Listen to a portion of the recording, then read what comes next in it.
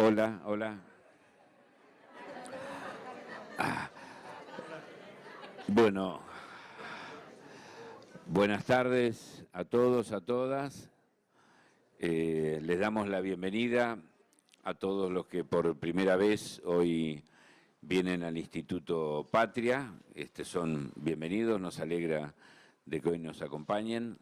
También a todos aquellos que ya han participado en otras actividades. Bueno, también nos pone contento que sigan viniendo y la verdad que estamos muy sorprendidos porque, bueno, la sala se volvió a llenar, lo cual nos llena de alegría también de que sigamos con esta charla los jueves con, bueno, este éxito que estamos teniendo. Acá junto con Teresa y con los distintos integrantes del Instituto Patria, lo que queremos decirle que este instituto es una idea de la expresidenta, la compañera Cristina Fernández de Kirchner, que además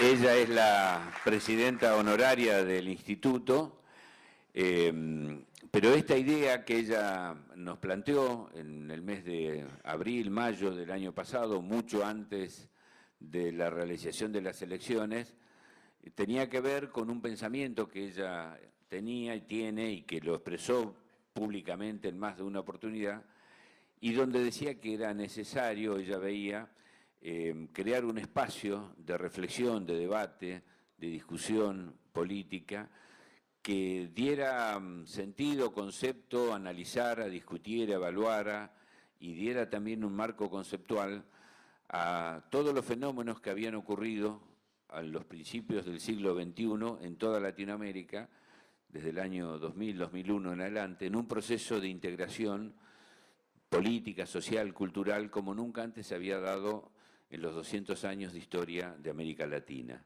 Si uno mira lo que ha ocurrido en América Latina en los 200 años que llevamos de vida independiente en nuestros pueblos y nuestras naciones, nunca hubo un proceso tan profundo, tan íntegro y tan, digamos, similar de los gobiernos que fueron los procesos que se llevaron adelante. Ella cuenta incluso que en conversaciones que tuvo con Lula y también con Hugo Chávez, ellos veían la necesidad de generar un espacio de debate, de discusión de ideas con intelectuales, políticos, gente de todos los ámbitos, para que precisamente diera el marco conceptual a esto y lo explicitara. Obviamente con lo que viene ocurriendo en el último año, 2015 y este año, y bueno, a la vista del resultado electoral acá en la Argentina, lo que está ocurriendo en Brasil, lo que está ocurriendo en Venezuela, lo que pasó en Bolivia, lo que está ocurriendo en Uruguay, bueno, todo lo que ya sabemos que está ocurriendo en toda Latinoamérica, hoy se hace mucho más que necesario llevar adelante este espacio de reflexión y debate que tiene que ver, por un lado, con darle explicación, fundamentación y teoría y defensa desde el punto de vista político, intelectual, a todos los logros y todas las conquistas que se dieron en Latinoamérica en estos últimos 12 años. Siempre hay avances y retrocesos en esto, nunca es una línea, digamos, un recorrido lineal en lo que son las conquistas de los derechos de los pueblos.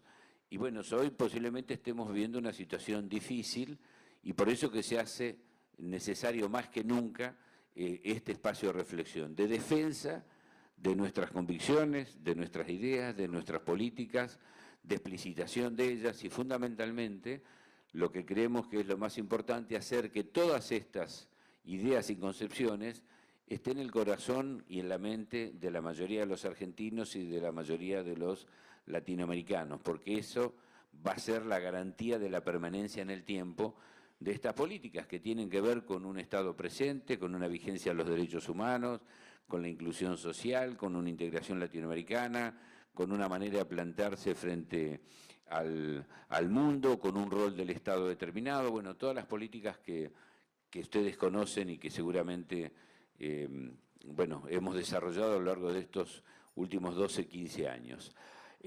Esta es una de las tareas que estamos llevando adelante aquí en el Instituto Patria. La otra, obviamente, es hacer un seguimiento de las políticas que lleva adelante los gobiernos, no solamente acá en la Argentina, sino también en toda Latinoamérica, e ir expresando nuestra opinión, denunciando las situaciones que se den y marcando cómo eso puede afectar a los derechos de la gran parte de nuestra América Latina y los sectores más vulnerables en especial.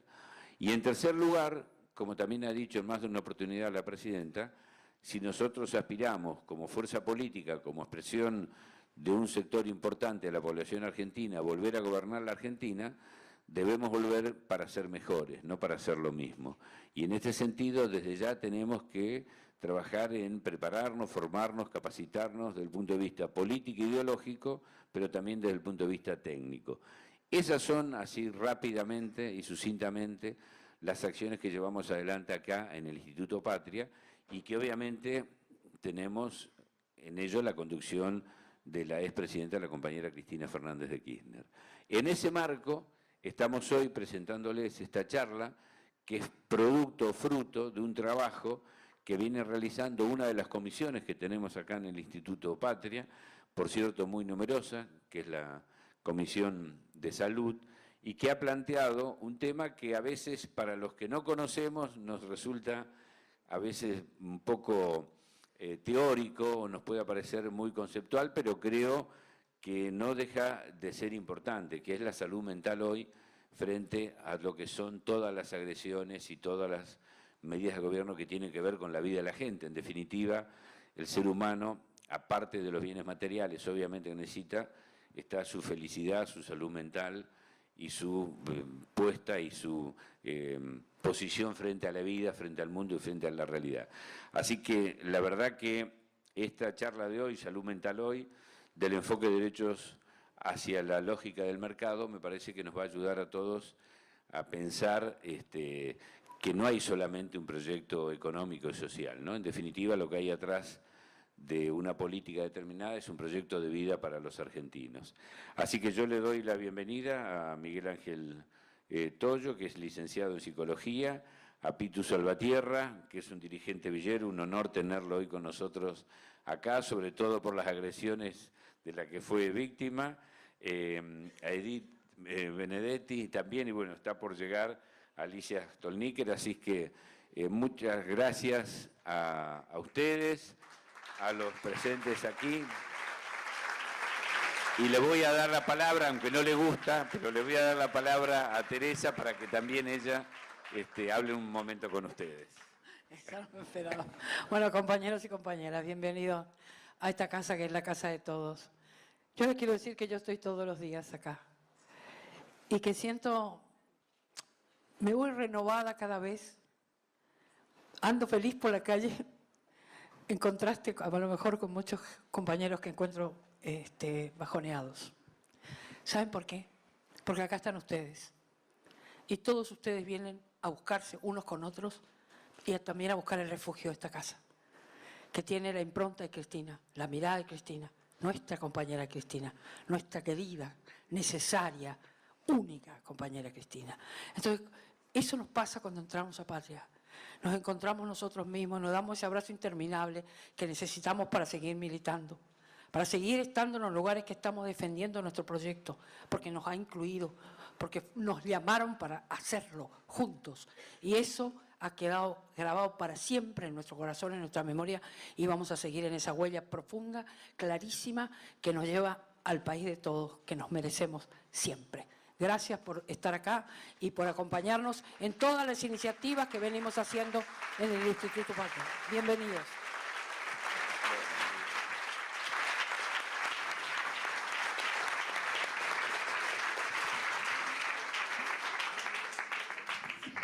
Bueno, buenas tardes. Muchas gracias a todos por acompañarnos.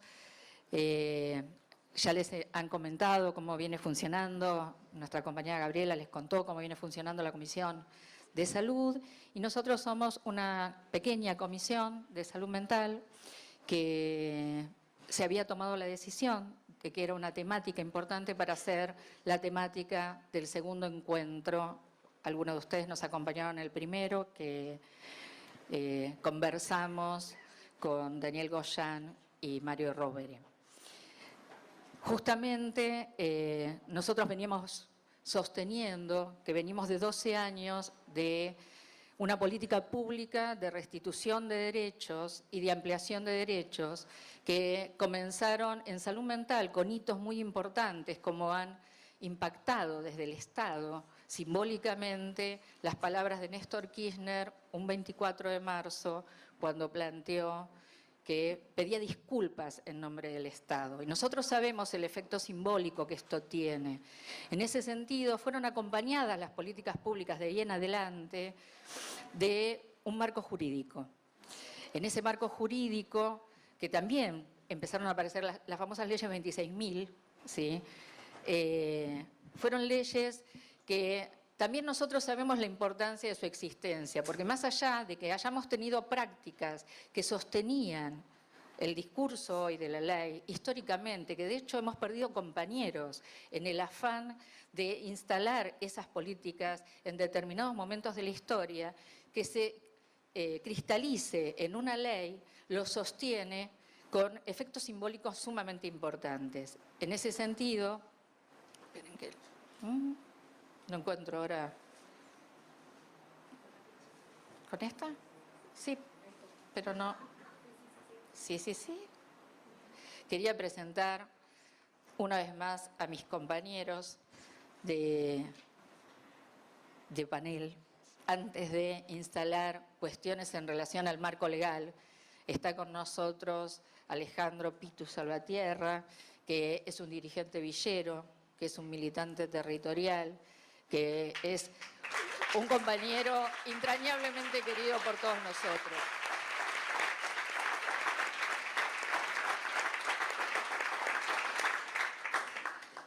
Está con nosotros también Miguel Ángel Toyo. Miguel, que es psicólogo, que es psicoanalista, que está especializado en clínica con niños y adolescentes, docente universitario, presidente del Consejo Consultivo Honorario de Salud Mental de la Nación, acorde a la ley 26.657, que ahora después vamos a ver cómo no están siendo convocados, miembro del Fórum Infancias, presidente de la Asociación Escuela Argentina de Psicopatología, de Psicoterapia para Graduados. Y estamos esperando que llegue Alicia Stolkiner. Todos nosotros la conocemos. Alicia es psicóloga, titular en la Cátedra de Salud Pública de la UBA y de muchos posgrados. En muchos posgrados es docente en distintas universidades. Decía, hay un marco legal, que no es poco, que es la Ley 26.657, ley que ha recogido las distintas experiencias que hemos llevado adelante muchos de los trabajadores de la salud mental que hoy estamos acá presentes y algunos que nos están viendo por internet, algunos que están en distintos lugares del país y algunos que ya no están. Esta ley define cuestiones que son sumamente importantes y que terminan con un montón de discusiones, algunas muy antiguas y algunas que quedan ya muy viejas. Nosotros recortábamos esto en un documento que hemos elaborado, que es una definición clave de cómo pensar la salud mental, como un proceso determinado por componentes históricos, socioeconómicos, culturales, biológicos, psicológicos, cuya preservación, mejoramiento implica una dinámica de construcción social vinculada a la concreción de derechos humanos, sociales de toda persona. Dentro de los 12 años de gobierno se fueron implementando políticas que posibilitaran concretar y llevar adelante la implementación de la ley, desde distintos lugares, desde distintos ministerios, porque se abordó no solamente desde el ámbito de la salud, sino desde lugares intersectoriales. En ese sentido, hoy estamos ante una situación que, como todas las políticas están llevando a una cuestión donde nosotros planteábamos la salud como un derecho y la política actual la plantea como una cuestión de mercado, se está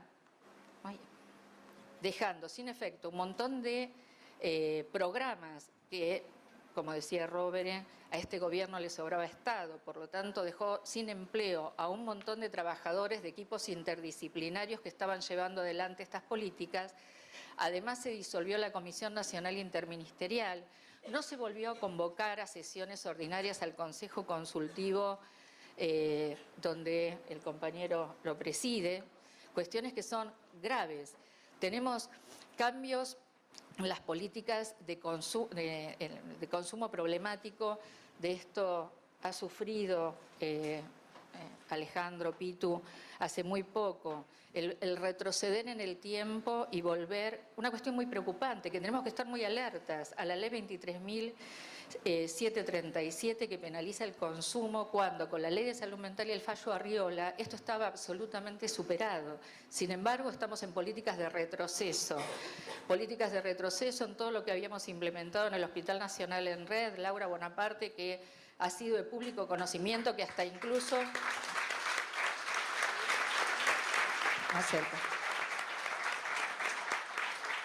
Laura Bonaparte, psicóloga, madre de Plaza de Mayo, simbolizaba implementar en el hospital políticas de derechos humanos, y las primeras medidas que se tomaron fue sacar el nombre y volver a llamarse Narezo, al hospital en el que fui interventora. Y pusimos ese nombre, están muchos de los compañeros del hospital hoy acá, donde están sufriendo las políticas que están implementando, donde están eligiendo pacientes, están rechazando pacientes, están modificando todas las intervenciones que hacíamos de asistencia, las están trastocando. La Cedronar, todos los equipos territoriales que estaban trabajando, porque justamente desde el planteo de la ley teníamos que acercarnos y llevar la política pública ahí donde era necesaria, llevar los equipos de salud a donde era necesario. Cuestiones que son absolutamente graves. Por otra parte, se derogó una resolución ministerial que tenía que ver con las habilitaciones de las instituciones de salud mental. En ese punto, ustedes fíjense, justamente en este corrimiento a las cuestiones de mercado, la Federación de Comunidades Terapéuticas planteaba que era excelente que hayan derogado esta resolución, porque si no era como la pena de muerte para las comunidades terapéuticas, porque lo que regulaba era la cantidad de camas y el tipo de intervenciones que se podían hacer en el marco de la ley. Suspendieron programas, suspendieron y por otra parte echaron a todos los compañeros de los centros de acceso a la justicia. Hoy nos enteramos que salió el decreto 952 de este año, que fue firmado el 18 de agosto, donde se plantea que se van a rematar 17 inmuebles que son innecesarios para el Gobierno Nacional. En uno de esos inmuebles funciona el histórico Centro 1. Realmente es algo muy preocupante que nos tiene que movilizar a todos, no solamente por, digamos, la vejación de la historia de una institución con el recorrido que tiene el Centro 1, sino por la prestación que daba y dejar a la comunidad sin esa prestación. En ese marco, hoy comenzamos la charla. Esa era la invitación al diálogo, a ponernos en diálogo, a compartirlo, así que le voy a pasar la palabra a Miguel y después seguimos con algunos parroquiales que tenemos antes que se vayan.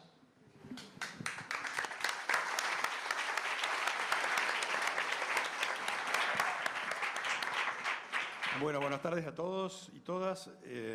La verdad que un placer poder compartir esta actividad. Me gustaría que, bueno, después de hablar pudiésemos intercambiar. Y dos cosas antes de reseñar un poco lo que traje escrito. Por un lado, pasaba por las paredes de este instituto y de alguna manera las imágenes me interpelaban o me decían algo. Puede ser que esté loco también, ¿no? Pero era lindo, digamos, que me hablaran al corazón y me interpelasen o me alentasen. Las imágenes de Vita, las imágenes de Néstor,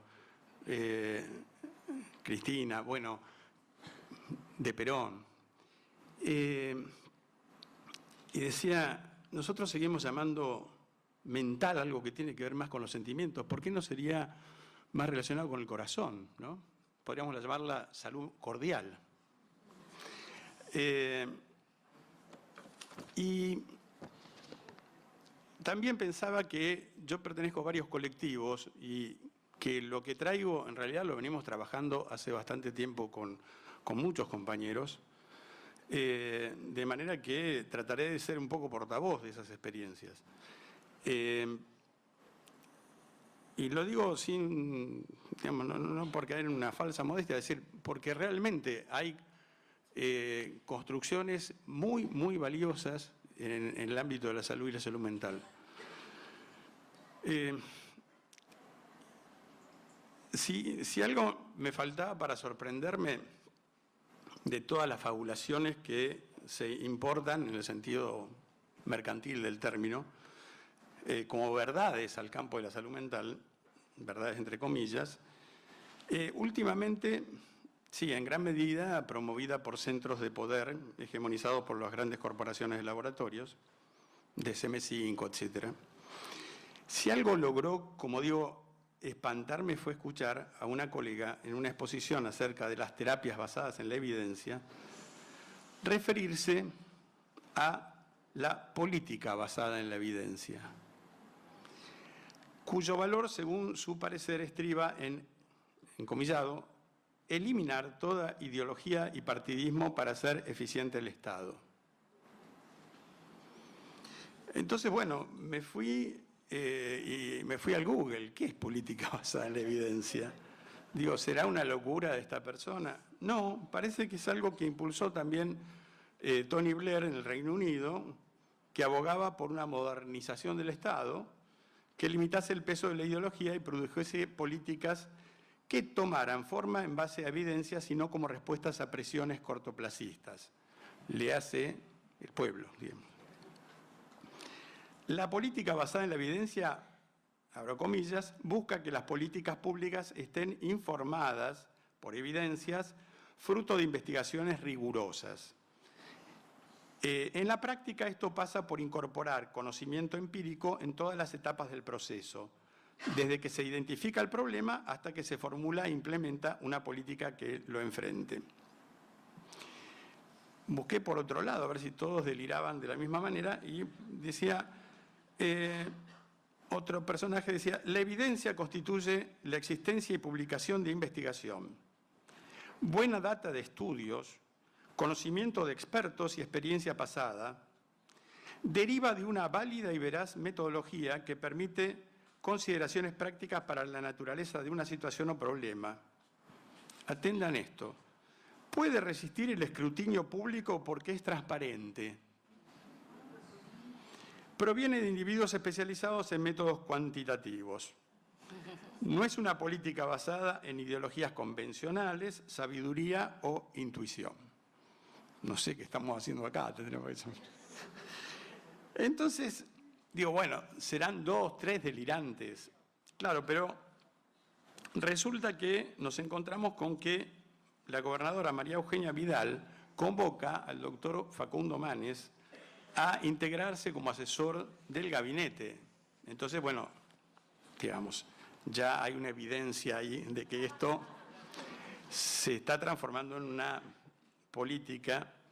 A ver, política basada en la evidencia es un rulo cientificista para fundamentar lo que me piace, digamos, es decir, porque es como los prospectos de laboratorio, es decir, dicen cosas que en realidad la dicen de pura formalidad, lo que les interesa es vender. Facundo Manes, por ejemplo, que está al servicio de lo que yo he llamado, después otros me lo copiaron, pero yo lo llamaba el neuroliberalismo, que está emparentado con, ahí llegó Alicia,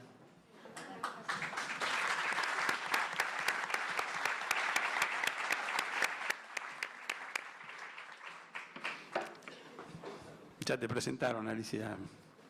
Sí, te presentaron. Hablaba del neuroliberalismo que está emparentado o tiene el aval de lo que yo llamo el modelo fármaco hegemónico, es decir, ya de alguna manera determina al modelo médico por múltiples razones, que no vamos a entrar en detalle ahora, pero que podemos constatar, digamos, el poder de los laboratorios para definir qué es enfermedad, qué no es enfermedad, sobre todo en el ámbito de la salud mental, que se inventan enfermedades. Dice Facundo Manes que la felicidad es un factor de protección contra enfermedades. Los niveles más altos de emociones positivas se asocian a menores posibilidades de ansiedad o depresión asociadas al estrés. Las personas, cuando se sienten bien, se enferman menos, viven más y tienen una mejor calidad de vida. Hagamos de la felicidad un ejercicio cotidiano. Aplaudir es una ironía, ¿no? Manes entiende que el capital mental, dice capital mental, son los recursos cognitivos, o sea, son recursos humanos, como decía nuestro lamentable presidente, los recursos cognitivos y emocionales de las personas, con su capacidad de aprendizaje flexible y eficiente, la capacidad de una persona de desarrollar todo el potencial, la capacidad de crear e innovar. Y la principal riqueza de un país es el cerebro de las personas. La sociedad vendría a ser entonces para Manes la suma de los cerebros aptos para desarrollar las potencialidades en un mundo competitivo. Y como decía además una propaganda de, no sé, de Nicotinol o alguna de esas, decía que esto actuaba en el cerebro, digamos. Entonces decía, no sos vos, es tu cerebro. De manera que ya no tenemos que preocuparnos, es una cuestión meramente química y neurológica. Bueno, entonces esta es la ideología de Cambiemos en salud mental que también sustenta el actual director nacional Andy Blake, amante de las neurociencias.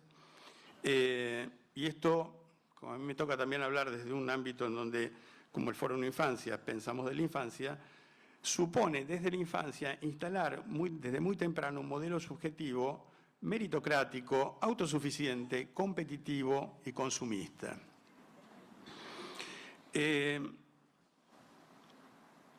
Desde luego, el neoliberalismo ya viene de antes, ¿sí? Con una diferencia, antes no era razón de Estado. Claro. ¿Sí? Ahora sí. ¿Sí? Con lo cual, ya digamos, venía un cierto clima cultural favorable a estas políticas que se están implementando. Es decir, el consumismo no es de ahora, no empezó con Macri, ¿sí? Ahora, que se aliente con el Estado es otra cosa.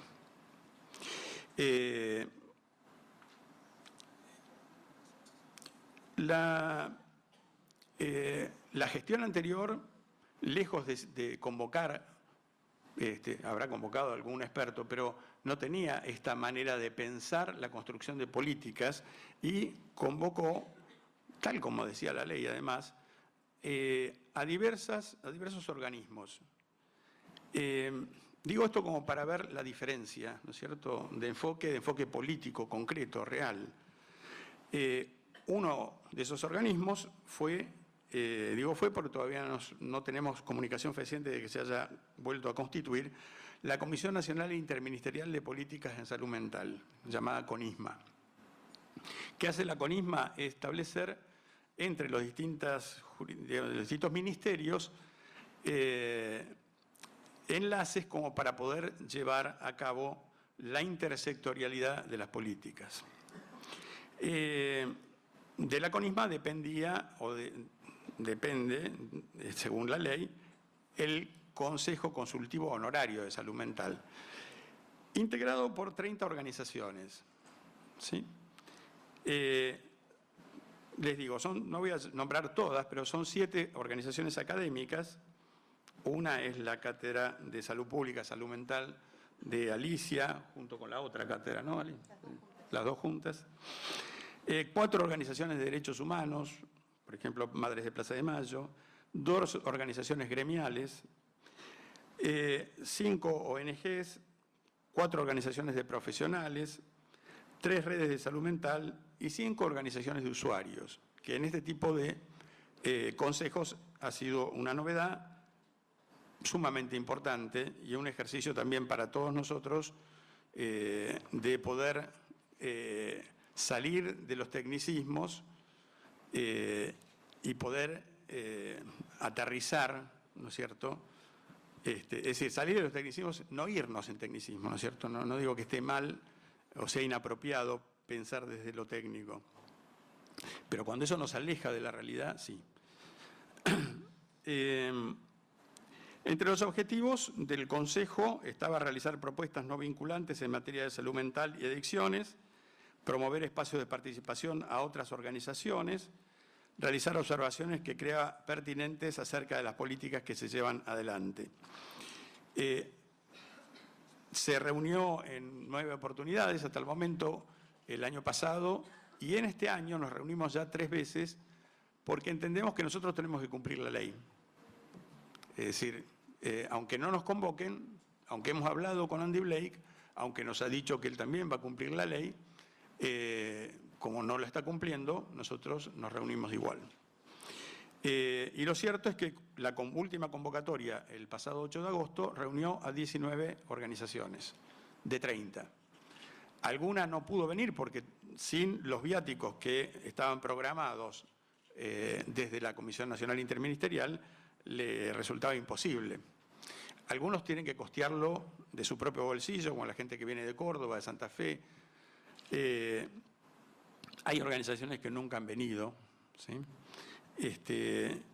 Y otras que, bueno, quedaron un poco en el camino por la dificultad que implica llevar adelante este tipo de actividades honorarias. Entonces, 19 compañeros, 19, en realidad son más porque viene delegado y subdelegado. Y la verdad que puedo decir que todos llevamos propuestas, pero el trabajo conjunto es una nueva creación de ideas, de cómo concretamente poder impulsar las políticas, con todas las dificultades, con todos los problemas, con todas las peleas y contradicciones que existen. No es que eso no existe, también nos peleamos y discutimos, pero pudimos llevar adelante un diálogo constructivo en el marco de un Estado que se ocupaba de proteger, de impulsar ese tipo de modalidad. Nos pronunciamos también en repudio ante la situación de la Ciudad Autónoma de Buenos Aires por el sobreseimiento del jefe de gobierno de la ciudad, ministros y funcionarios policiales a causa de la represión ilegal en el Hospital Borda. Nos pronunciamos, trabajamos un interesante documento que se llama Pautas para evitar el uso inapropiado de diagnósticos, medicamentos u otros tratamientos a partir de las problemáticas del ámbito escolar. Hemos hecho también, o planteamos nuestra posición con respecto a las leyes por patología. En estos momentos se está trabajando en el ámbito de diputados una ley sobre dislexia o déficit específico de aprendizaje, que según la ley, o sea, el proyecto de ley, serían neurobiológicos. De vuelta al cerebro, es una cuestión del cerebro. Ahí voy. Y bueno, teníamos en carpeta un montón de actividades y proyectos a desarrollar. Yo considero, o consideramos en general con muchos compañeros, que pensar políticas hacia una salud mental para todos y todas implica trabajar a favor de modelos inclusivos, ¿sí?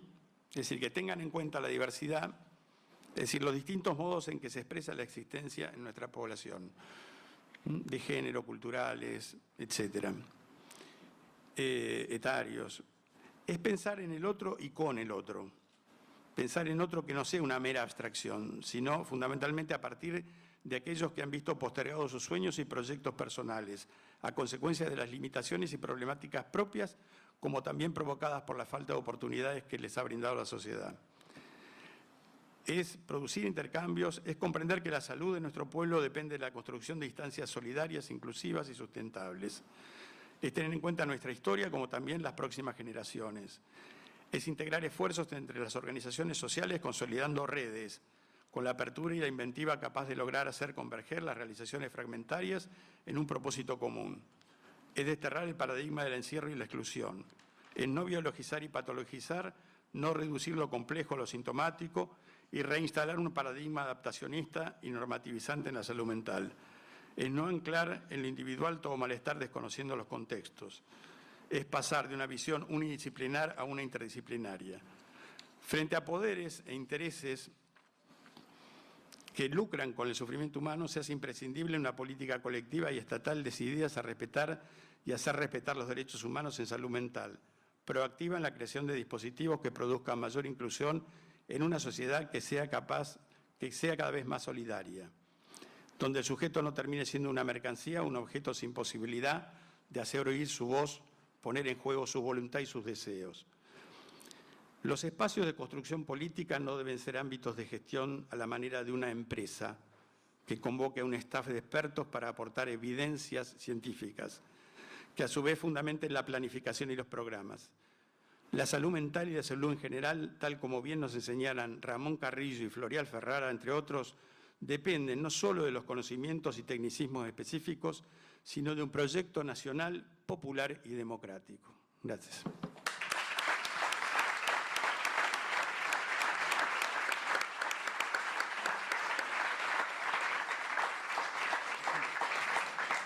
Bueno, le damos la palabra a Alejandro. Bienvenida, Alicia. Gracias, disculpen la demora. Creo que tengo la sensación que me equivoqué de lugar. Perdón. ¿Qué dije? No, voy a tratar de tomar 2 o 3 cosas y armar algún discurso porque la verdad que estoy medio complicado. No, a ver, sí entendí y me quedó claro y creo que no estaba tan equivocado cuando, por la experiencia de vida que tengo, entiendo que el estado de ánimo de una persona, la esperanza, los objetivos por alcanzar, los proyectos de vida tienen que ver mucho en la vida de cualquier adicto. Yo puedo plantear alguna reflexión desde mi experiencia de vida. Si hablamos de presencia y de ausencia del Estado, por supuesto que entre el gobierno de Néstor y Cristina y el gobierno actual hay una diferencia tan clara como una diferencia entre el blanco y el negro. En los últimos meses hemos sufrido nosotros en los barrios un retroceso muy pronunciado de todas las políticas que generaban contención y una base de construcción de un proyecto de vida para un montón de los que viven dentro de las villas. El retroceso fue completo. Si hablamos en materia de salud, en líneas generales, en medio de la crisis del dengue en la ciudad de Buenos Aires, el gobierno decidió retirar todos los camiones sanitarios de cada una de las villas, con lo que eso implica. Pero en materia de políticas generales, se empieza a sentir en los barrios ya hace bastantes meses una situación tan compleja, tan delicada, que llega a pensar o a tener que poner en la situación de definir a una familia si le compra un par de zapatillas a sus hijos o les da de comer. El otro día, poco después de haber recuperado mi libertad, me crucé con 2 chicos del barrio y yo pensé que habían tirado la zapatilla al agua, que algo le había pasado, entonces los cargué y dije, ¿qué pasó? ¿Qué te pasó con tu zapatilla? Y el más grande de ellos dijo que no tenía.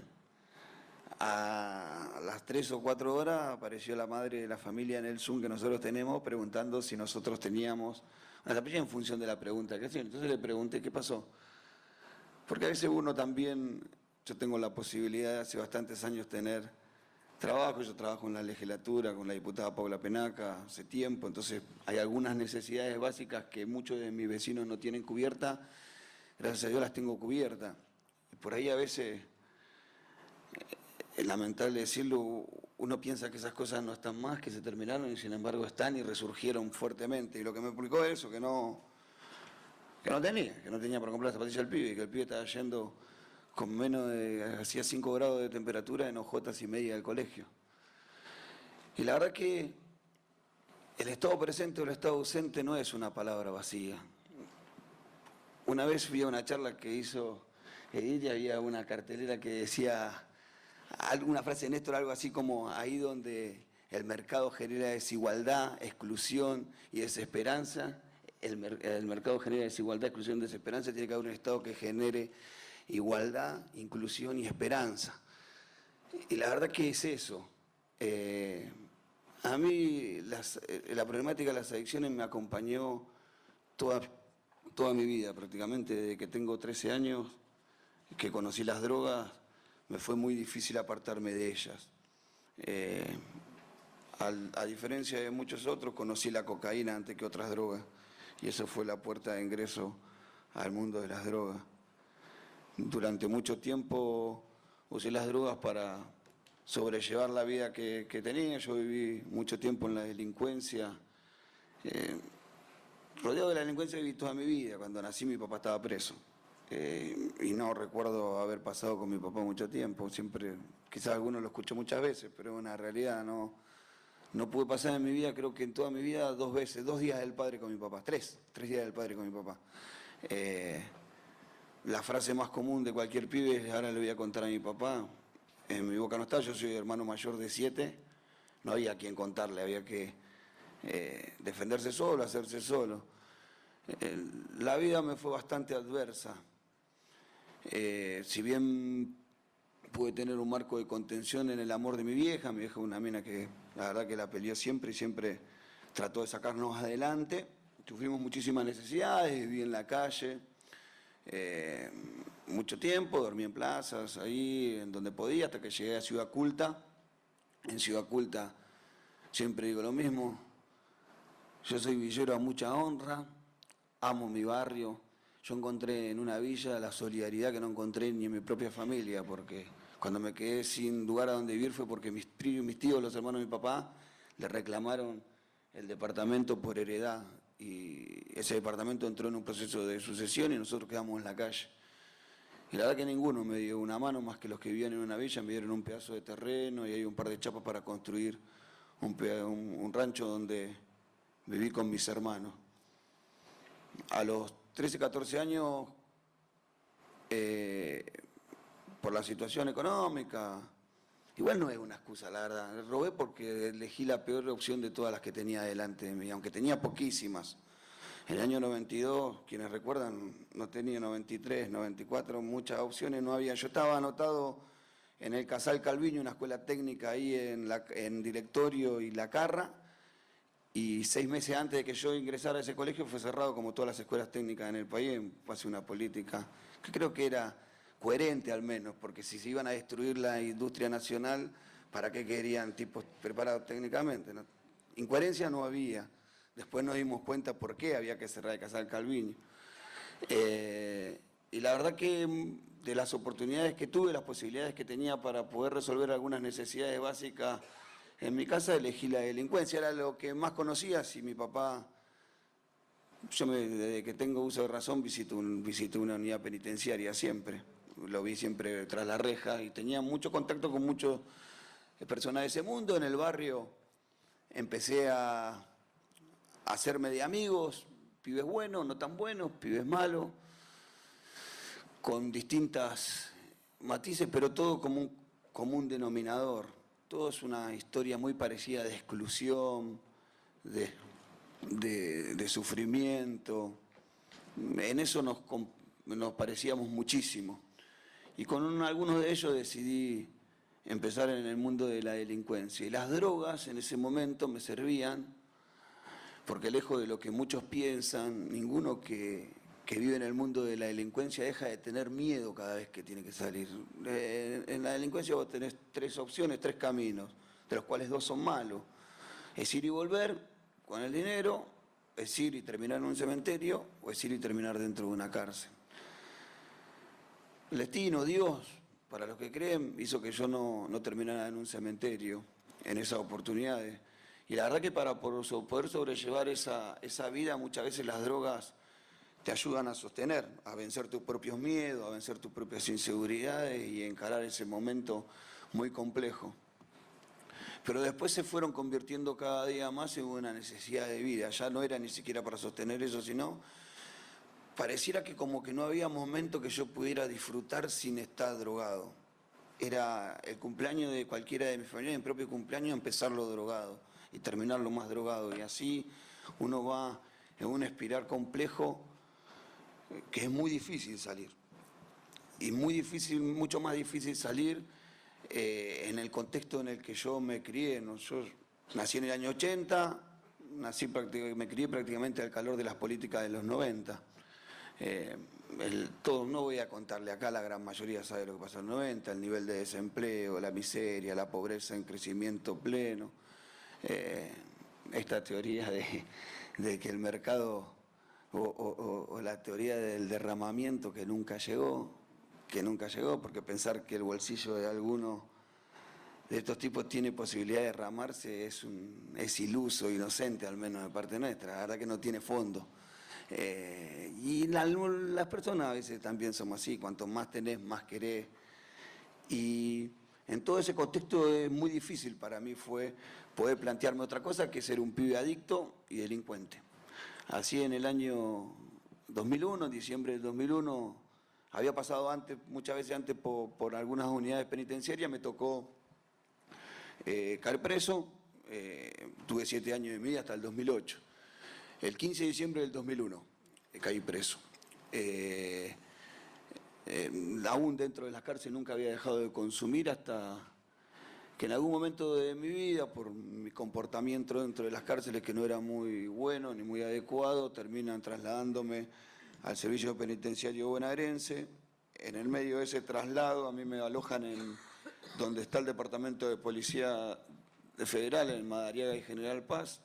Estaba en una celda ahí, estuve como 3 meses porque el servicio penitenciario bonaerense no me recibía y el servicio penitenciario federal ya me había expulsado, por lo cual estaba en el medio del camino.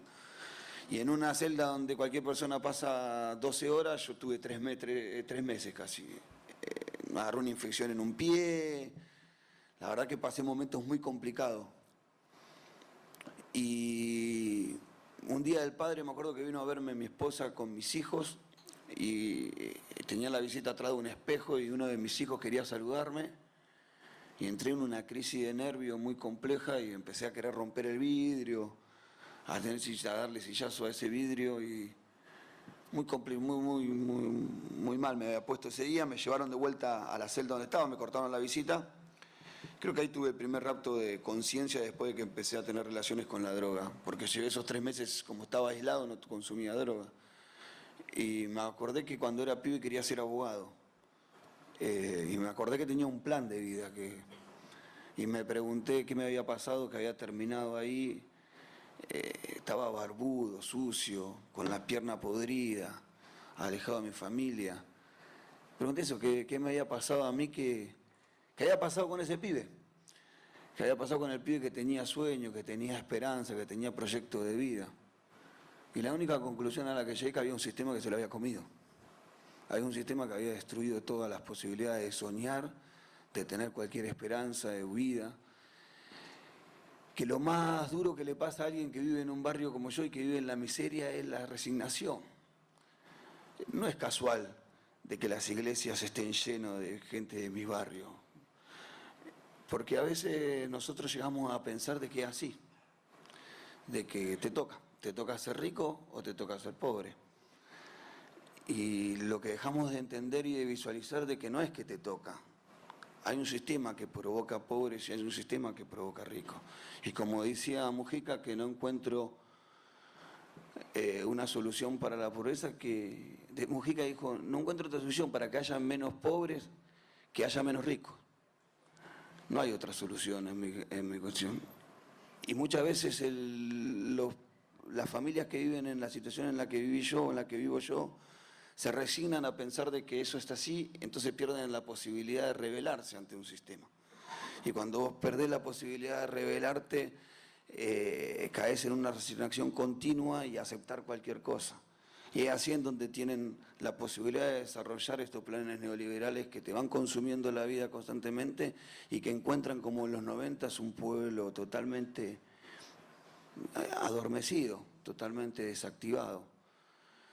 Y así yo empecé a entender algunas cuestiones, me alojaron en la unidad número 9 de La Plata y me hice una promesa en ese viaje que fue no volver a drogarme. Promesa que pude sostener bastante tiempo mientras me encontré privado de la libertad y encontré por voluntad y también por amenaza de mi esposa que está por ahí, porque me dijo que si me trasladaban de penal no me iba a ver nunca más, entonces había que hacer algo. Entonces dije, bueno, porque ya empecé a pasar por todos los penales y en algún momento iba a terminar por Sierra Chica, por Ushuaia, iba a complicar. Entonces me dijeron, ¿te quedás quieto o nos estamos viendo cuando salís? Y empecé a estudiar. Y me acuerdo que empecé a estudiar, hubo algunos profesores ahí, hay un secundario en la unidad número 9. Yo había hecho algunos años en la calle, pero no servían la equivalencia, entonces tuve que hacer los 5 años de vuelta, con la diferencia de que, siempre digo lo mismo, había un profesor de cívica y un profesor de historia que en vez de enseñarme, de contabilidad y de cívica, y en vez de enseñarme contabilidad y cívica, me hablaban de otras cuestiones que tenían que ver más con la militancia. Me hablaban del peronismo, me empezaron a hablar de qué era la justicia social, me empezaron a hablar del socialismo también, de qué significaba la revolución cubana para este país. Me hablaban de los medios cuando nadie hablaba de los medios, cuando para nosotros antes Obiasátil era el defensor de los pobres y ausentes, más o menos. Y después entendí que era cómplice de todo un plan neoliberal y que fueron cómplices de eso durante muchos años, pero me hablaba muy claro del rol de los medios. En ese momento, creo que era la mitad del primer año, la mitad del segundo año, asume Néstor Kirchner la presidencia. Ya veníamos con algún marco de discusión política. Me pasaba lo mismo que a veces en la calle. ¿Qué hacían los pibes que iban a la escuela conmigo? Me mandaban a hablar cuando venían ellos, anda a hablar vos, Ale, que hablaba de política, entonces todos boludeaban toda la clase. Entonces yo me la pasaba hablando con el tipo de esto, del otro, del contexto latinoamericano, de la unidad latinoamericana. Yo era un tipo que detestaba a los bolivianos, me acuerdo.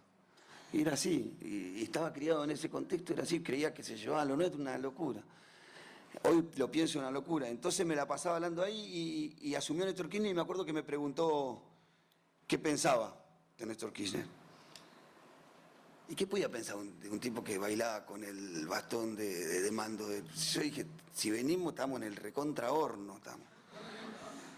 ¿Te parece? Sí. Mirá que el discurso es bueno, me dijo. Y me empezó a analizar el discurso de Asunción, aquel, no vine a dejar mis convicciones en la puerta de la Casa de Gobierno. Discursivamente es bueno. Para mí cae una posibilidad, decía Freud más que nada. Bueno, lo dejamos, empezamos a analizar qué pasaba con el país a medida que iba avanzando el gobierno de Néstor Kirchner. Y una cosa de las que me impactó y me convenció que Néstor Kirchner era diferente fue cuando se paró delante de las cámaras y empezó a desnudar las presiones de la Corte Suprema. Y cuando volví al otro día a la escuela le dije, este se la aguanta, por lo menos. Y alguna esperanza hay, porque la verdad que estaba cansado de ver presidentes de rodillas, sometidos. Y la verdad que se notaba eso, a pesar de que uno era bastante ignorante, se notaba la debilidad y el sometimiento que tenían nuestros presidentes antes que él. Y así fue que empezó a andar el gobierno de Néstor Kirchner y nosotros empezamos a sentir determinados cambios adentro de la cárcel. Y lo que a mí me pasaba era de que yo sentía que lo que me decía la televisión no coincidía con lo que me decía mi familia, que había algunas cuestiones que no terminaban de cerrar. Y me tomo de lo que hablaba de los sentimientos, porque me parece que sí, que muchas veces lo que algunos denominan mente, yo lo denominaría alma también. Es donde están puestos los sentimientos de uno. Y a mí lo que me pasó con el kirchnerismo fue que me enamoró. Me enamoró desde la realidad del cambio de la realidad de la vida de mi familia. Me acuerdo que mi vieja vino un día a mi casa a visitarme ahí a la unidad número 9 y me trajo una remera Keviston. Mi mamá en la vida me había regalado nada, nunca. Nunca tuve la posibilidad de regalarme nada, la verdad. Nunca tuve prácticamente en mi vida mucho que estrenar. Alguna vez alguna zapatilla me regaló mi madrina y nada más. Casi siempre era la ropa que heredaba de mis primos o la que... A mi vieja es una mujer pensionada, una pensión de madre de 7 hijos. Y fue la primera vez que escuché una frase que le da sentido al gobierno de Néstor Kirchner. Cuando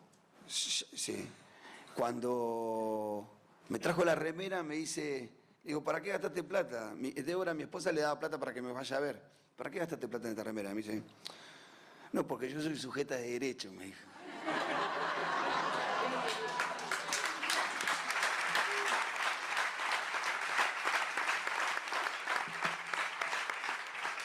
No entendí qué me quiso decir. Entonces, explícame porque no te entiendo más. Y me dice, no, mirá, viste que yo estaba anotada para ser beneficiaria de la pensión de madre de 7 hijos y antes era cuando se moría uno, accedía a otro. Yo estaba como 155.000, o sea, no iba a llegar nunca. Pero me llamaron y me dijeron que no, que era una sujeto de derecho y que por derecho propio podía cobrar la asignación universal por hijo. ¿Cómo no enamorarse de un gobierno que le genera eso a tu mamá? No, ¿cómo no enamorarse de un gobierno que le cambia la vida tan radicalmente a una persona? Porque lo que produjo en la vida de mi mamá es sentirse alguien por primera vez. Es sentirse alguien, es sentirse parte de algo.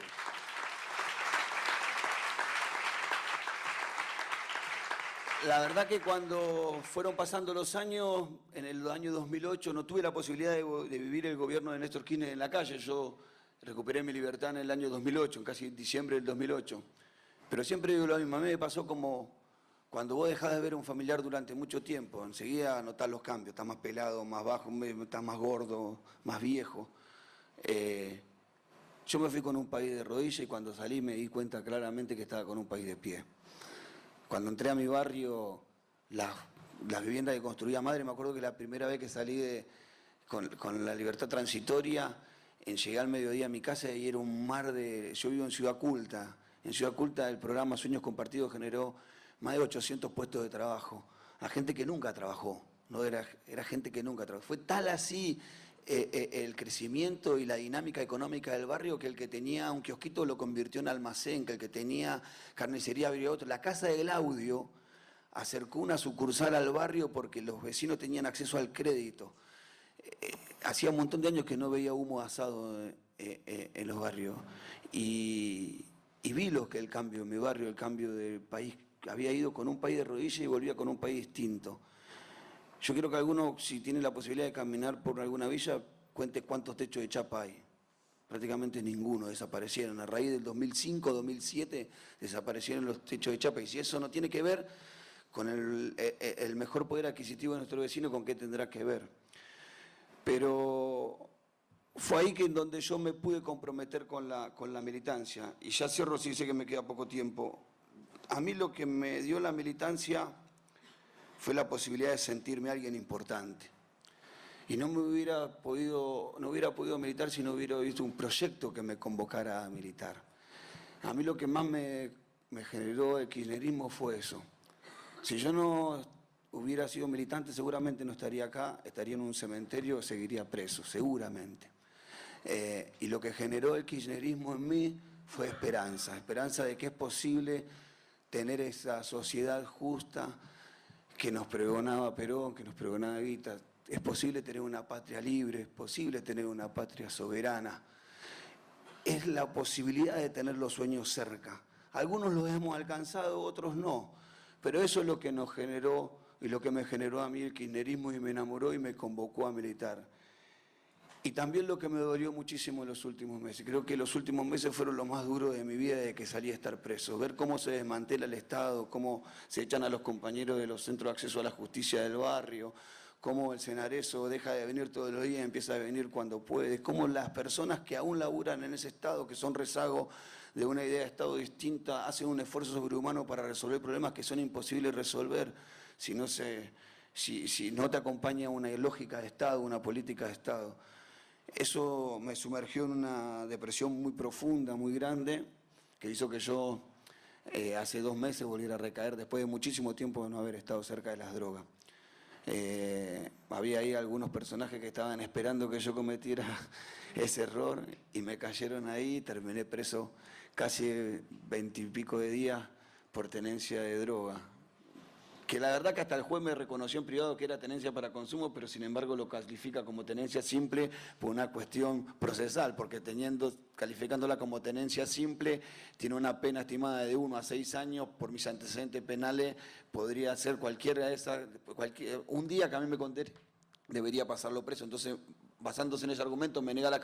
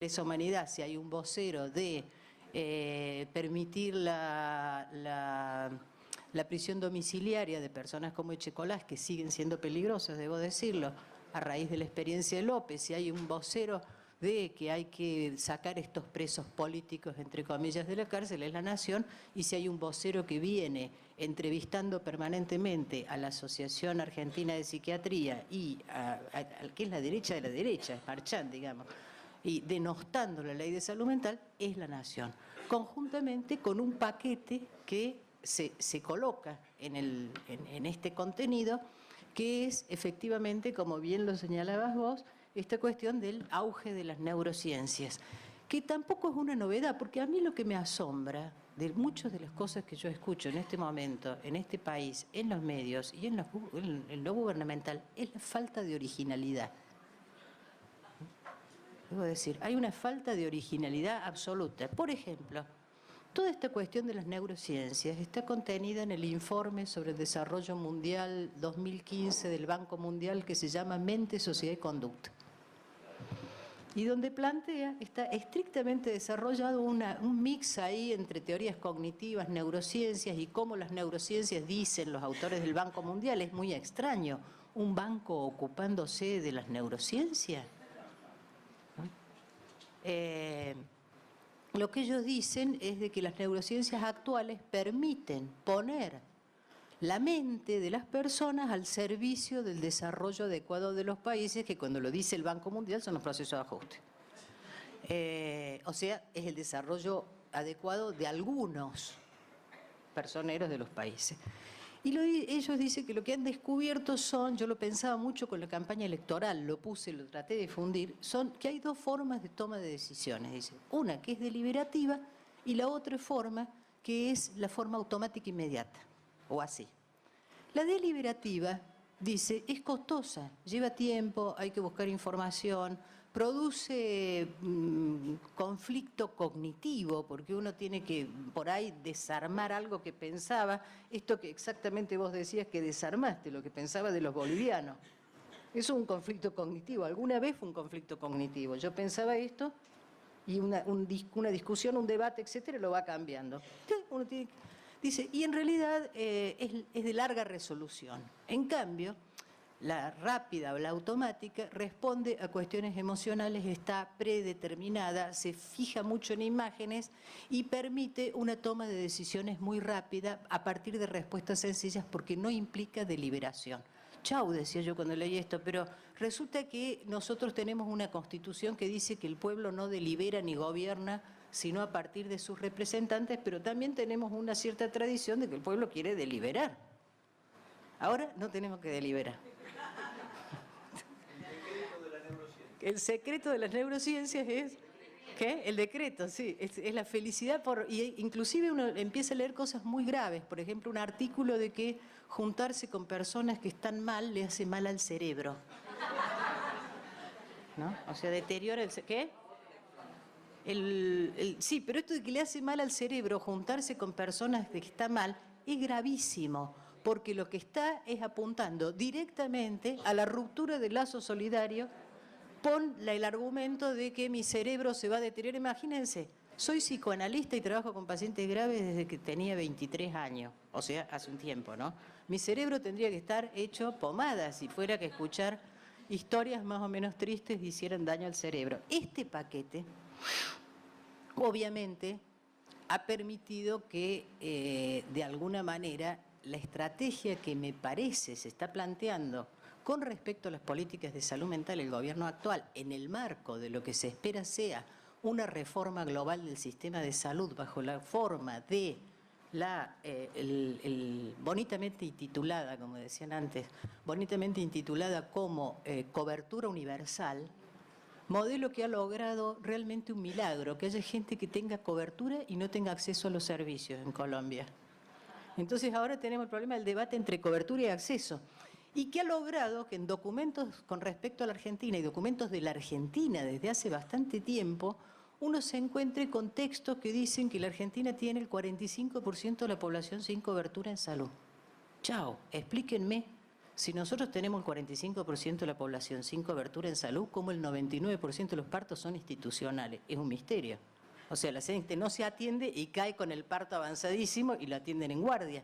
No, es que llaman sin cobertura a los que no tienen ni obra social ni empresa de medicina prepaga, por lo tanto, son aquellos a los cuales se va a ser sujeto de un sistema de financiación de la demanda. Quiere decir que el Estado le va a empezar a pagar a los privados para la atención de esta gente con un paquete de prestaciones limitadas. Entonces me preocupo muchísimo porque el otro día leí que le decían a todos que, oh maravilla, les van a dar un carné y con eso van a recibir los medicamentos, van a poder comprar los medicamentos como si fuera por obra social a mitad de precio, pero si se los están dando gratis.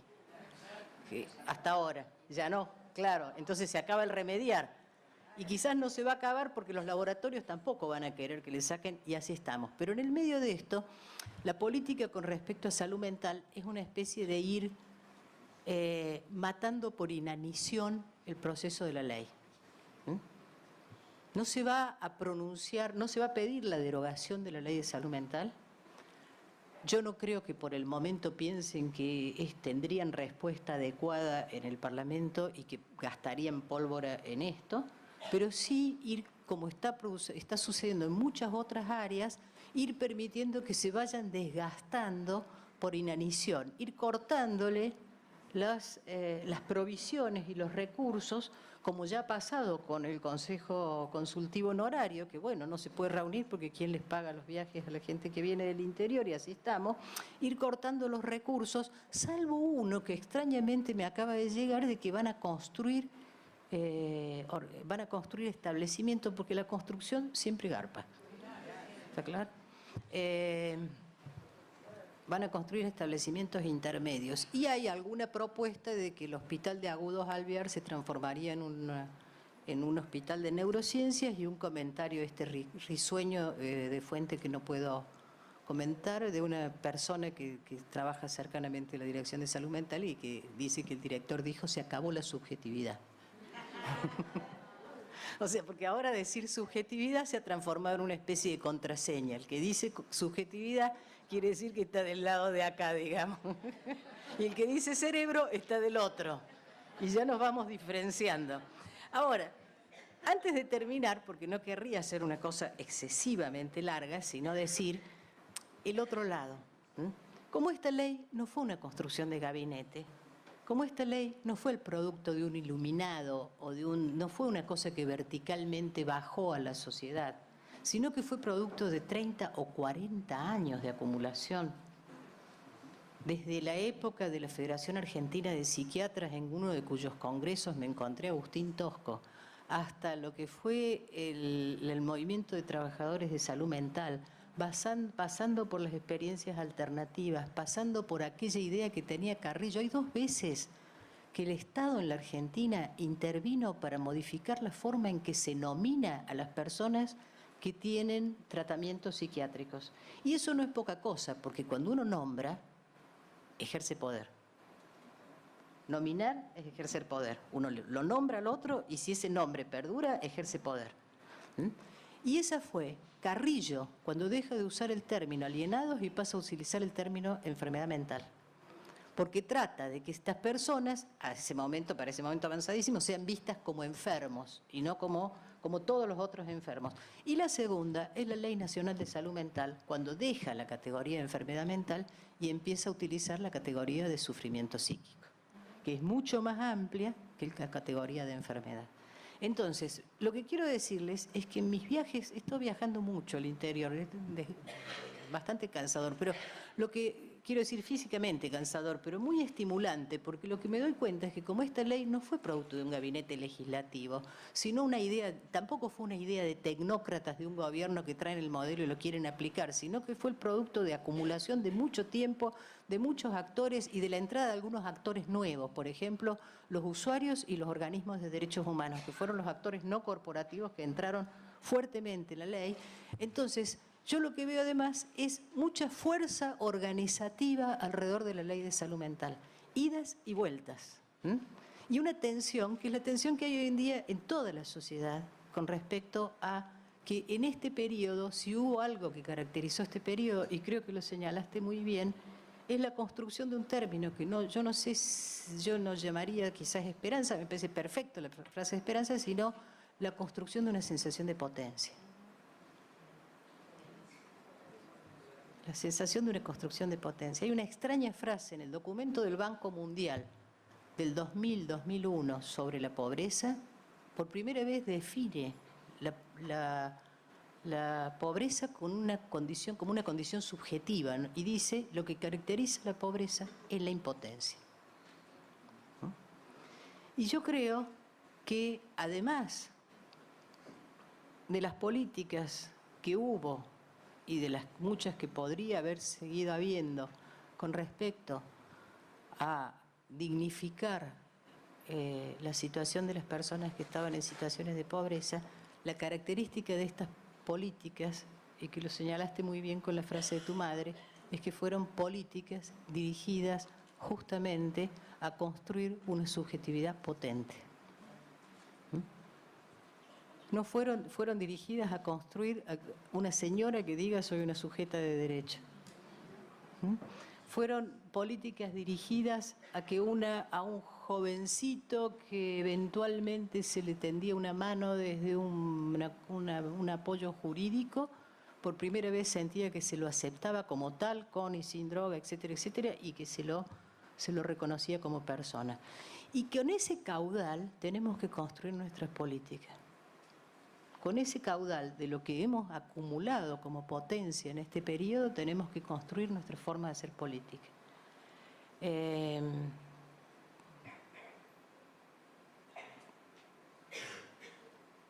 Iba a citar una frase de Evita, pero es excesiva, no viene al caso, pero quiero decir lo siguiente, ¿qué?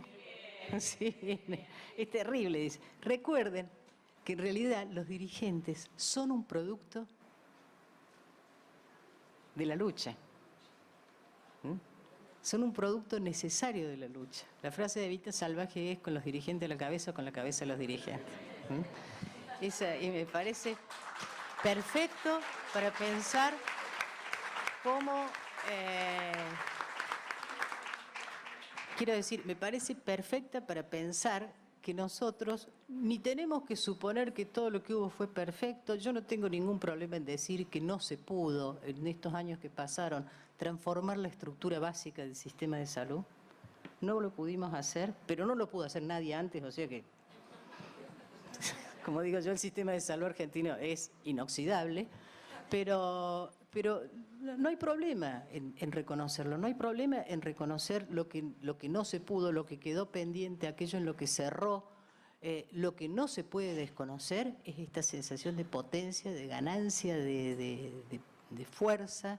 Lo que no se puede desconocer es que hagan lo que hagan, le dieron la sentencia hoy a los asesinos de La Perla. Lo que no se puede desconocer es que hubo muchas otras sentencias antes. Lo que no se puede desconocer es, y voy mezclando las cosas porque no hay unos derechos humanos que son referidos a las víctimas del terror de Estado y otros derechos humanos que son para la otra gente. Todo es lo mismo. El Estado es como el Mr. Hyde y Dr. Jekyll, digamos, o al revés, Dr. Jekyll y Mr. Hyde. Todo Estado tiene un componente de terror. Cuando dicen el Estado está ausente, no, está ausente de las políticas sociales. Les aseguro que cuando el Estado está ausente de las políticas sociales está ferozmente presente en las represivas. Y ferozmente presente en las privatizadoras y en la apropiación del capital social, ya que no de los cerebros, dicho sea de paso. Y entonces quiero cerrar con una sola cosa que me preocupa mucho del campo de la salud mental. Yo creo que la estigmatización y la batalla por lo que era el tradicional paciente psiquiátrico, que es el psicótico, la persona esquizofrénica, esa está como encaminada. Casi les diría, en los servicios de salud hoy, un esquizofrénico común es una estrella. El problema son los que se llaman duales, el problema son las personas que consumen sustancias ilegales, el problema son las crisis desordenadas que se producen en la infancia alrededor de situaciones de desamparo, el problema es cómo, de alguna manera, se reordena eso y tenemos una discusión planteada que no es solo con respecto a la ley de salud mental, sino con respecto a la ley Pietragala de consumos problemáticos, porque la tensión es que la corriente, digamos, la posición que había en el gobierno anterior con respecto al tema de drogas era ir despenalizando la situación y colocándola en el terreno del cuidado de la salud. Y ahora, como este gobierno adhiere terrible y peligrosamente a la política de guerra contra el narcotráfico, que lo único que ha producido es el caso México, o sea, más de 100.000 muertos, cerca de 30.000 desaparecidos, el ejército absolutamente implicado con el narcotráfico, de tal manera que la policía secuestra, se lo pasa al ejército se los pasa a los narcotraficantes y desaparecen los estudiantes de Ayotzinapa. Y creo que eso no es casual, creo que eso es la nueva forma que hay de destruir las movilizaciones populares, por la forma inorgánica de meter la violencia. Entonces, como ya compramos unos cuantos avioncitos para luchar contra el narcotráfico y no sé qué historia, mi preocupación creo que en el terreno de la salud mental nosotros tenemos que tener muy claro que tenemos que mantener de alguna manera la unidad de la problemática sin que nos vuelvan a sacar la problemática de salud de las personas que consumen sustancias legales o ilegales, y mantener no solo la fuerza de la ley de salud mental, sino también la ley de consumos problemáticos. Y esto va a ser batalla de gestión en cada una de nuestras acciones para cada uno de los lugares que estamos. Es un posicionamiento en relación al otro. Hay dos formas de concebir los derechos, y van a reconocer una frase frecuente que se hizo política, pero que en realidad es de Levinas.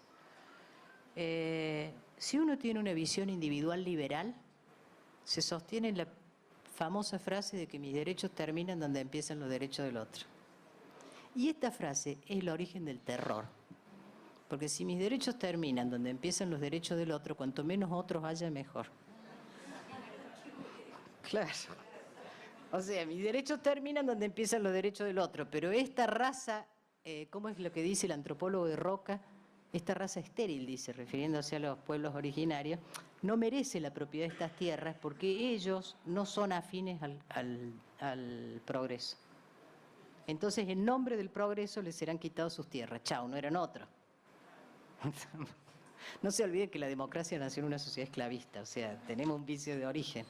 Entonces, en cambio, si uno lo piensa como lo piensa Levinas, que piensa, mis derechos son básicamente los derechos del otro, y míos en cuanto yo soy el otro del otro, entonces no hay posibilidad de que algunos tengan cubiertos, garantizados sus derechos y otros no, porque si los otros no lo tienen, los míos no son derechos, son privilegios, y son un núcleo de violencia. Entonces, la tensión entre esta categoría de derechos, que además la frase derechos y derechos humanos se usa, la categoría se usa para muchas cosas y tiene muchas lecturas distintas, y lo vamos a ver muy claramente a partir de ahora. La tensión entre estas dos categorías de derechos es una tensión máxima en nuestra sociedad ahora. En el campo de la salud mental va a reaparecer alrededor de la idea de si las personas que están en el campo de la salud mental son objetos de asistencia o son sujetos de derecho, que es lo que la ley plantea. Y para los que conocemos de cerca lo que son los movimientos de usuarios, y como hemos visto transformar y crecer desde estas personas que hace 15 años a duras penas se animaban a estar en un lugar público y ahora se sientan en un congreso y exponen su situación, debo decirles que el reconocimiento de una persona como sujeto de derecho es una condición básica de la salud mental, y que la garantía de esos derechos y el reconocimiento de la diversidad, que es otra cosa que creció mucho en este periodo, de la diversidad, la condición de diversidad de sujetos para los cuales, sin embargo, se deben contemplar igualdad de derechos, lo cual no quiere decir que los sujetos sean iguales. Bueno, pero entonces, manteniendo esto, manteniendo lo que hemos adquirido de potencia, y en todo caso recordando que el nivel de democratización real de una sociedad se mide por la forma en que trata a los locos, a las mujeres, a los niños, a los homosexuales y a los que son diversos, creo que lo vamos a tener que seguir haciendo como lo hicimos ahora, hasta ahora, es seguir profundizando el nivel de democratización de esta sociedad. Muchas gracias.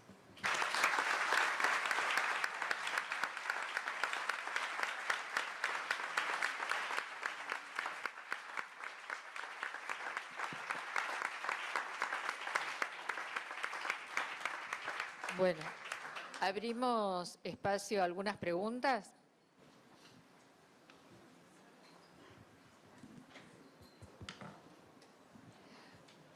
Había unas planillas para inscribirse, veo que algunos están yendo. ¿Allá atrás hay una pregunta o están las planillas? ¿Están completas, Mariana? ¿Alguna pregunta? Mientras voy pasando parroquiales. Me pidieron los compañeros de la Comisión de Organización que les pase un mail. La intención de las planillas y de pasarles un mail es generar espacios de intercambio, de comunicación y de que se puedan acercar a aquellos que se quieran acercar. orgsalud.ip@gmail.com para los que se quieran comunicar con organización. Vuelvo, orgsalud.ip@gmail.com. Mientras que van pensando las preguntas, les doy tiempo. Y también invitarlos para la semana próxima, el próximo jueves, van a estar Jorge Alemán y Edgardo Moca en una conversación sobre un libro de Jorge, que es Horizontes Neoliberales en la Subjetividad. Va a ser moderadora Julieta Calmens, compañera de la Comisión de Salud Mental. Bien, les di tiempo para las preguntas.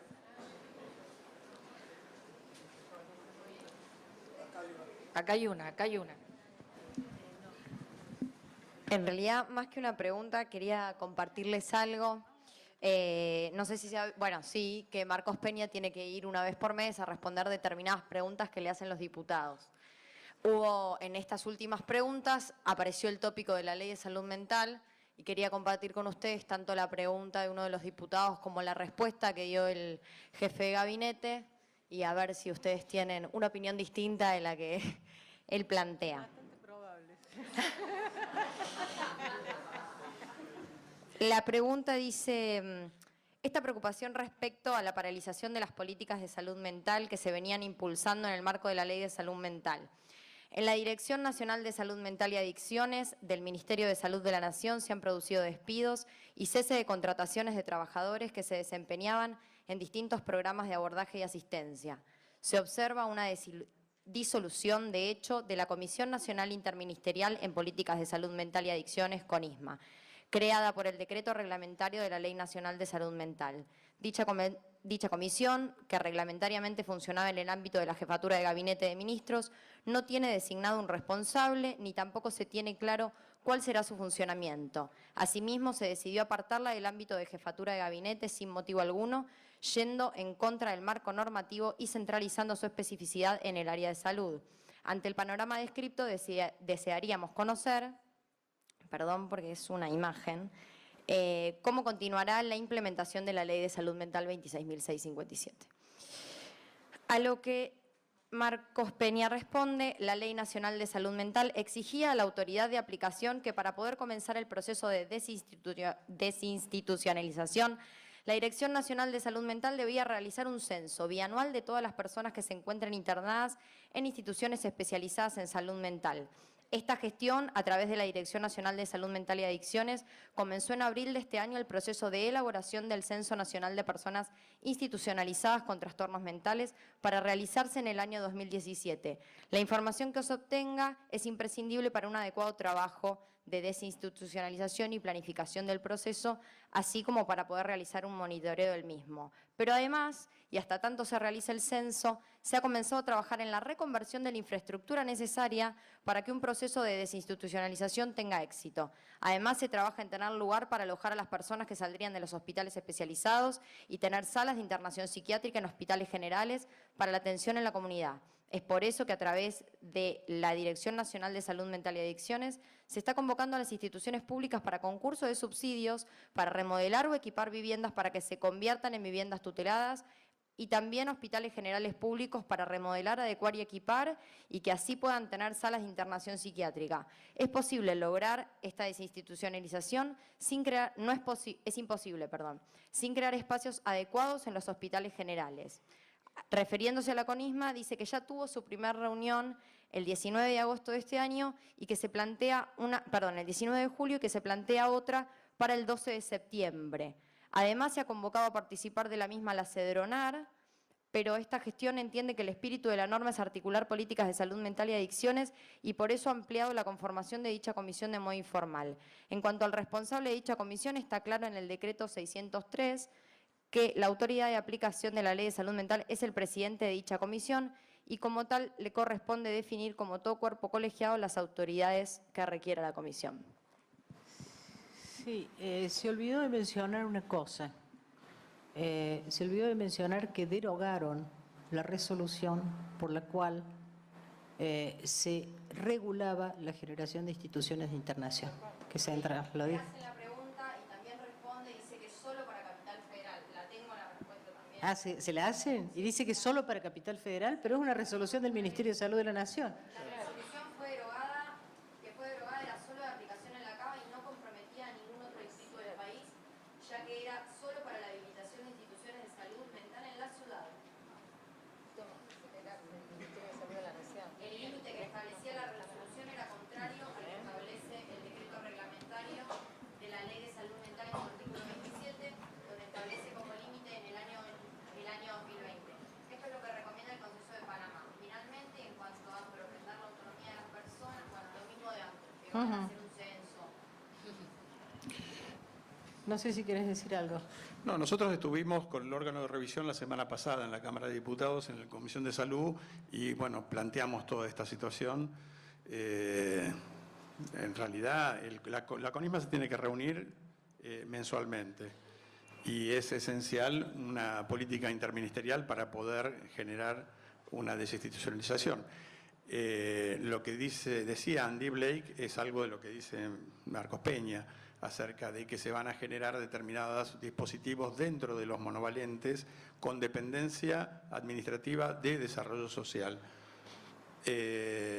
Pero nada de esto se está implementando. Nosotros no teníamos comunicación fehaciente de que se haya constituido la CONISMA.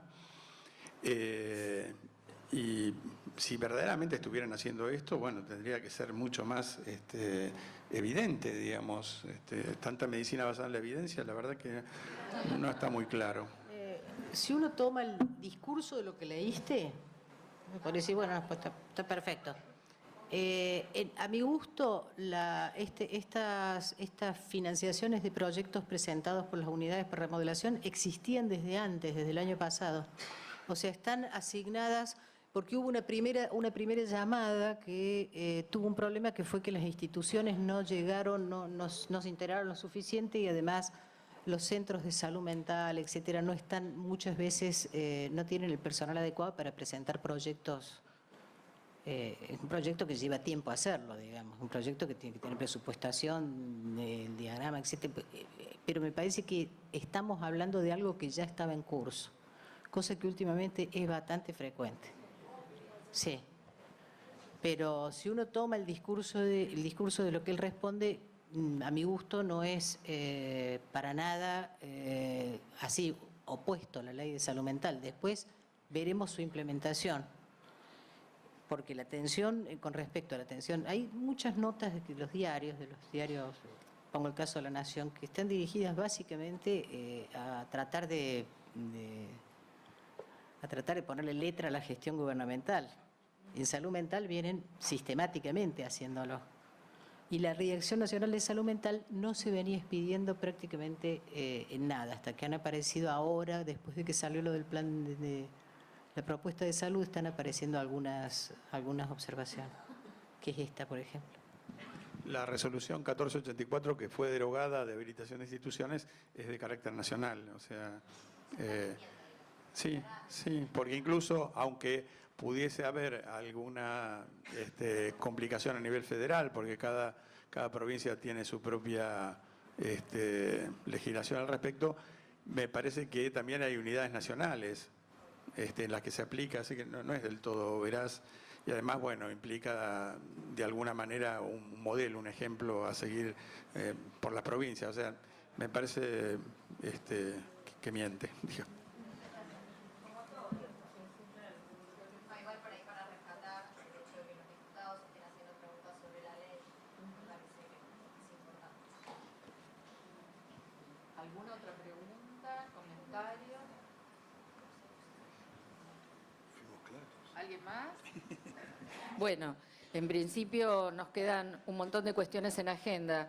Tal vez retomando lo que fueron comentando nuestros invitados, pensar que la ley lo que plantea claramente que lo social no es contexto, sino es texto subjetivo, produce sujetos.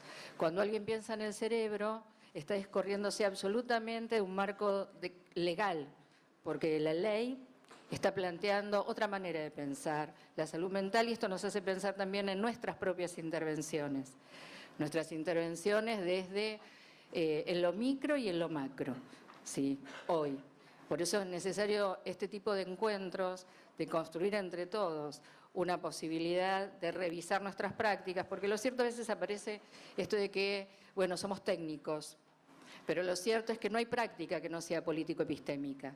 Y si nosotros no estamos revisando qué cosas hacemos en el cotidiano, puede pasar que terminamos haciendo algunas cuestiones que van en contra mismo de sostener esto. Fíjense lo que decía Pitu, cómo claramente las políticas neoliberales implementan subjetivamente, ¿sí?, a través de los medios de comunicación, de los discursos actuales, nos hicieron creer, dicen, hay que terminar con el populismo porque hicieron creer que tenían derecho a salir a comer afuera, a comprar una remera Keviston, ¿sí? O sea, les hicieron creer eso y ahora tienen que volver a aceptar un destino. Esto que antes decía Pitu, había un destino prefijado para aquellos que se les fueron vulnerando absolutamente todos los derechos. Y el gobierno que llevaron adelante los Kirchner, ¿sí?, Néstor y Cristina, lo que hicieron fue restituir derechos. Faltó en todas las políticas, porque no se puede revertir en 12 años de gestión, años, décadas, ¿sí?, de una determinada política. Hubiésemos necesitado mucho más tiempo para poder llevar a mejorarlo. Simplemente es cierto que nos hace indispensable pensar en eso que falta, porque justamente lo que decía Pitu, que lo que no se le perdona es que se mostró cómo se podía vivir y hacia dónde iba, incluso lo que faltaba por hacer, que era lo que estaba por venir. Por eso les agradezco la compañía de hoy. Sí, por supuesto. ¿Sí? No, en general a nosotros nos quieren encerrar en una discusión meramente técnica. Y me parece que el clavo está en lo que planteaba Alejandro y muy bien Alicia. La discusión es ético-política y cuando se trata de sujeto de derecho, no es una cuestión acerca de, según el diagnóstico, si puede o no estar fuera o no tiene que estar encerrado. Es un sujeto de derecho, punto. Y en esa discusión nosotros tenemos que dar la batalla. Y necesitamos con en nosotros que la desmanicomilización empiece por desmanicomilizar la discusión. Nosotros necesitamos plantar esta discusión en la población. Es la población la que se tiene